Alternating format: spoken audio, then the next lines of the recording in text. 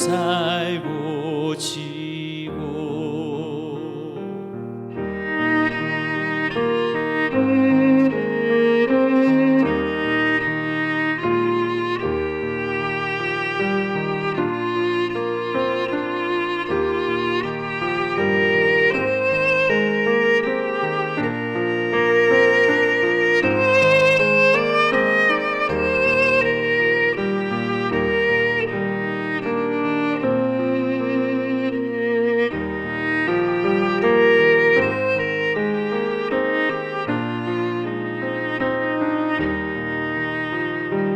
영원한 주님 내 승리의 주 하늘의 기쁨을 주옵소서 어떠한 고난이 닥쳐와도 만유의 주여 소망 되소서.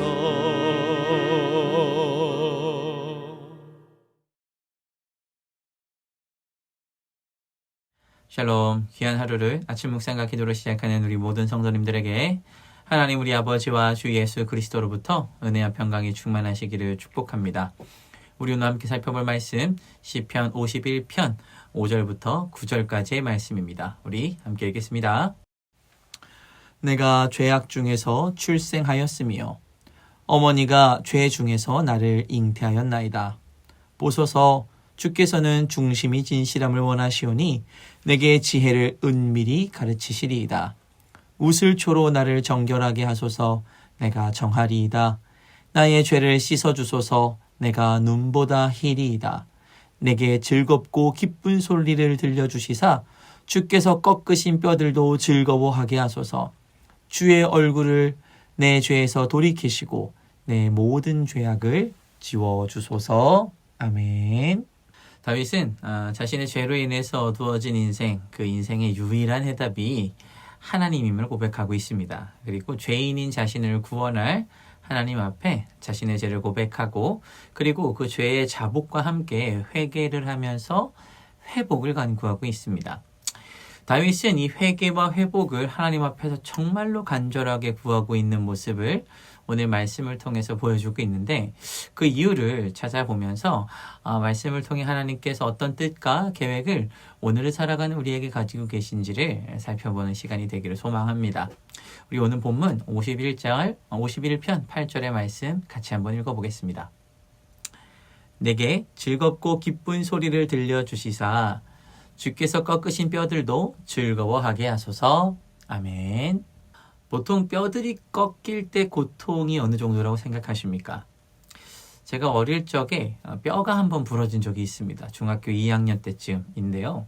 정말 너무너무 아팠습니다. 말도 못할 고통을 겪었는데 사람이 이 고통의 척도를 측정한다고 했을 때 가장 높은 게 화상이라고 하더라고요. 근데 제가 아주 어린 시절에 전신에 기어다니던 시절에 전신에 2도 정도의 화상을 입은 적이 있습니다. 그런데 그때는 한참 기어를 다닐 때라서 그런지 그때 통증에 대한 기억은 별로 없습니다. 그런데 뼈가 부러진 게 중학교 2학년 때쯤인데 그때 제 인생에서 정말 가장 극심한 고통을 겪었던 것 같습니다. 그 정도로 아팠던 적이 있었나 싶을 정도로 참 말도 안 되는 고통이 뼈가 부러진 뒤에 뒤따랐는데요. 부드득 소리가 나서 병원에 가보니까 골절이라고 하더라고요. 이렇게 뼈가 꺾이게 되면 즐거울 수 없습니다. 뼈가 꺾인 사람은 누구나 고통스럽죠.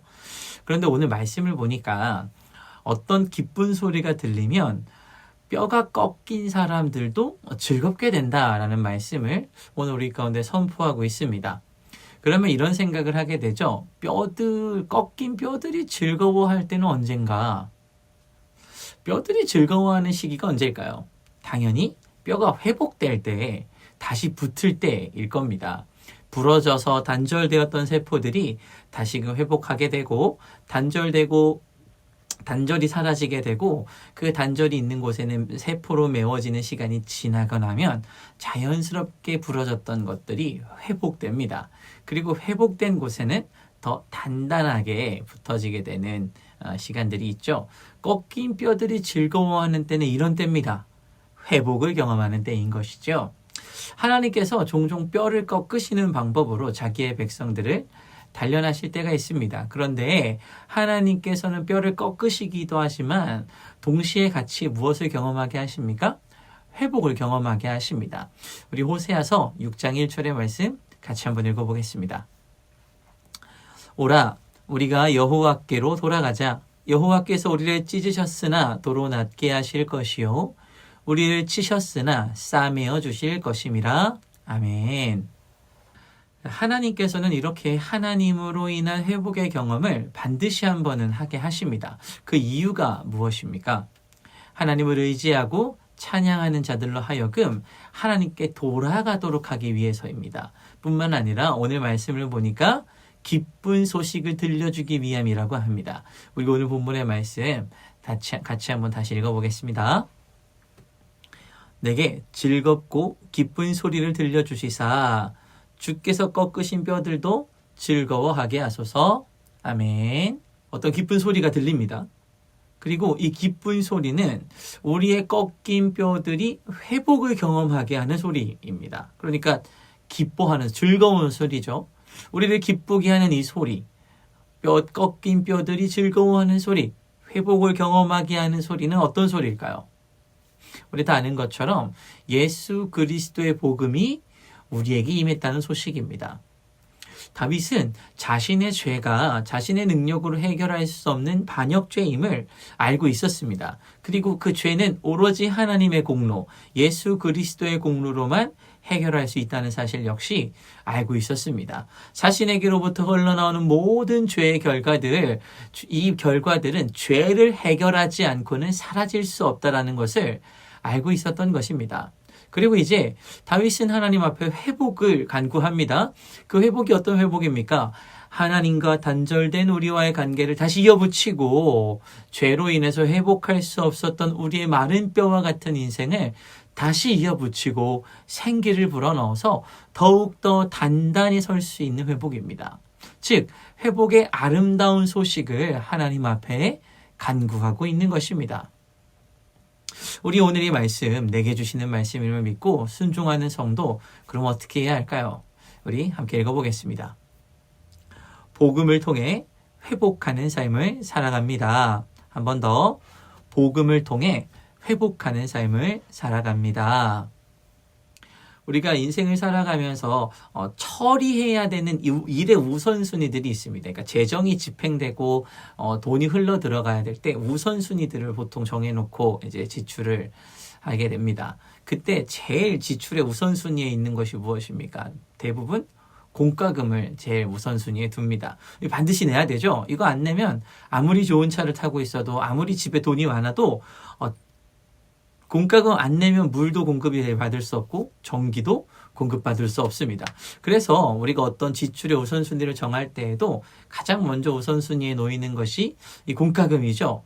우리가 이런 것들은 순위를 잘 지키면서 살아갑니다. 이거 안 내면 안 되지. 이거 꼭 내야지. 그러면서 살아갑니다. 그런데 우리가 인생을 살아갈 때 정말로 중요하게 생각하는 거 뭡니까? 하늘의 양식이 내게 공급하고 있느냐 아니냐는 사실 우리가 그렇게 중요하게 생각하면서 살지 않습니다. 내 신앙의 한 부분이 좀 무너져도 우리는 너무 아무렇지 않고 생각하고 놔둘 때가 있습니다. 나에게 하나님의 양식, 하늘의 양식이 공급되고 있지 않은데도 전혀 회복할 생각을 안 하고 살아갑니다. 아니, 오히려 더 무너뜨리려고 할 때도 있습니다. 사랑하는 성도 여러분, 우리 그리스도인들은 이 복음을 통해서 날마다 회복을 경험해야 합니다. 그리고 이 회복은 우리가 하나님의 자녀로 살아가게 하는데 우리의 인생을 더욱더 단단하게 하게 할 회복이라는 사실을 기억해야 합니다. 그리고 우리는 이 단단한 반석 위에서 오늘 하루, 오늘 우리의 인생을 주님 아버지 앞에 올려드리며 하나님과 함께 회복을 경험하는 인생을 살아가야 합니다. 오늘 우리는 정말로 오늘 말씀에 등장하는 이 다윗처럼 복음을 간구하는 인생을 살아가고 있습니까? 우리의 인생은 복음만이 가장 중요한 인생으로 살아가고 있습니까? 복음이 우리의 인생의 가장 첫 번째 자리에 있으십니까? 우리가 복음을 우리의 삶의 가장 먼저 자리에 놔두고 살아가는 주님의 귀한 군사들, 주님의 복된 그리스도인들이 되기를 간절히 소망합니다. 아멘. 우리 함께 기도하겠습니다. 사랑과 은혜가 충만하신 하나님 아버지 감사합니다. 우리의 인생이 때로는 꺾기뼈와 같고 마른 뼈와 같은 인생을 살아갈 때가 있습니다. 그런데 그때의 우리 인생의 유일한 희망, 우리 인생의 유일한 회복이 하나님이 되셔서 우리 인생을 다시 회복시켜 주시고 우리 인생을 다시 돌이켜 주시기로 작정하신 하나님의 그 기쁜 소식을 오늘 우리에게도 들려주시니 감사합니다.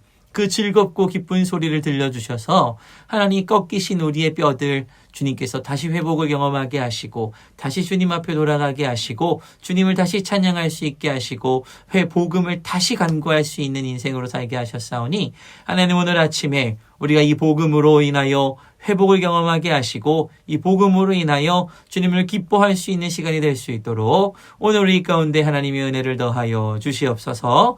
감사드리며 예수님의 이름으로 기도합니다. 아멘. 우리 이 시간 함께 기도할 도구기도 제목은 주일학교를 위해서 기도하겠습니다. 우리 첫 번째로 주일학교 교사들과 맡겨진 사명을 위해서 기도하실 때 주일학교를 섬기는 각 부서의 교역자, 부장, 간사, 교사들에게 충만한 은혜를 부어주시도록 기도해 주십시오. 다음 세대들을 향한 소망을 품고 맡은 학생들을 위해 사랑으로 섬기며 양육하는 데 최선을 다하고 또 교회 차원에서 교사들을 잘 세우고 제자 삼는 공동체의 목표를 잘 세워갈 수 있도록 우리가 함께 기도하겠습니다. 두 번째로 기도할 것은 주일학교 학생들의 비전과 영적 성장을 위해서 기도해 주십시오. 주일학교를 통해 하나님의 말씀에 따라 인생의 목적과 방향을 분명하게 세우고 주님께서 주시는 꿈과 비전을 마음에 품도록 기도하겠습니다. 자신을 이 땅에 보내셔서 지금까지 인도하시고 앞으로 나를 사용하기 원하신 하나님의 뜻을 잘 분별하여 비전을 품고 쓰임받는 삶 살아갈 수 있는 우리 주일학교 학생들 될 수 있도록 함께 기도하겠습니다. 이 시간 마지막으로 교회를 위하여 기도하실 때 육신의 질병으로 치료 중에 있는 식구들과 생활에 어려움을 겪고 있는 식구들과 군 복무 중인 형제들과 타 지역에서 머물고 있는 교회 식구들과 학업 중에 있는 청년들을 위해 기도하시고 각자 기도 제목 가지고 함께 기도하도록 하겠습니다. 우리 함께 기도하겠습니다.